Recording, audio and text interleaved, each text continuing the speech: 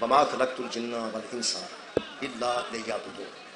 میرے محترم، اللہ پاک فرما رہے ہیں ہم نے جنوں اور انسانوں کو صرف عبادت کے لیے پیدا کیا۔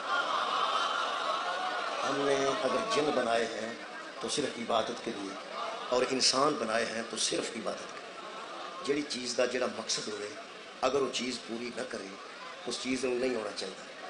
جڑی چیز بھی جس مقصد واسطے بنائی گئی اگر وہ مقصد پورا نہیں کرتی تو اس چیز میں نہیں ہونا چاہیے۔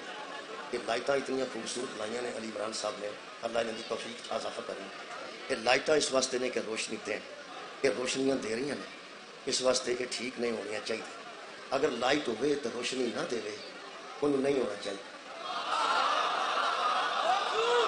اگر لائٹ ہوئے تو روشن نہ ہوئے، روشنی دے ہی نہ، مقصد پورا نہ کرے، اس لائٹ نو نہیں ہونا چاہیے۔ پکھے اس واسطے لائے جاتے ہیں تاکہ بندیاں نو ہوا آئے۔ اگر پکھا موجود ہوئے تو ہوا نہ آئے، یہ مطلب اس پکھے نو نہیں ہونا چاہیے، تھان تو نہیں نہ مرنا چاہیے۔ یہ سپیکر کا کام ہے آواز دور تک پہنچانا۔ اگر یہ پہنچا رہا ہے تو مقصد نو پورا کر رہا ہے، اگر نہیں پہنچا رہا تو پھر یہ نہیں ہونا چاہیے۔ جڑا بندہ ہے تو عبادت نہیں نہ کرتا انہوں نہیں ہونا چاہیے۔ جڑا انسان ہے وہ اپنا مقصد پورا نہیں کرتا، شکریہ کرنا۔ اگر مقصد پورا کر رہا ہے تو پھر ٹھیک ہے، اگر مقصد پورا نہیں کر رہا تو پھر انہوں نہیں ہونا چاہیے۔ میرے محترم سامعین، میں اج ایک چیز کا مقصد بیان کرنا چاہنا۔ نماز کا باقاعدہ ایک مقصد ہے، روزے کا باقاعدہ ایک مقصد ہے، حج کا باقاعدہ ایک مقصد ہے۔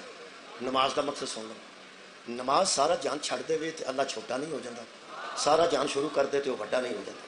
جدوں ککھ نہیں سی ادوں بھی اکبر سی، جدوں ککھ نہ رہے گا وہ ادوں بھی اکبر ہوئے گا۔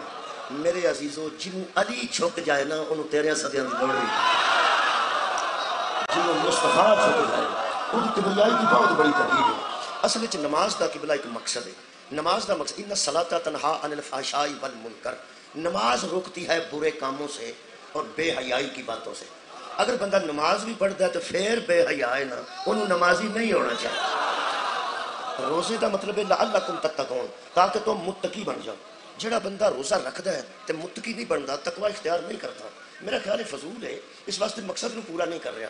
حج دا ایک باقاعدہ مقصد ہے، وہ میں قرآن حکیم چونا جی، انہیں میں پڑھ دینا۔ یہ سورہ مبارکہ میرے سامنے، یہ حج ہے جی۔ خالق کائنات نے پورے حج دا مقصد صرف ایک گل دسی ہے۔ اللہ پاک فرماندا اے ابراہیم، لوگوں کو حج پر بلا، یہ میرے گھر کا طواف، یہاں طواف کریں اور دل کے میل صاف کریں۔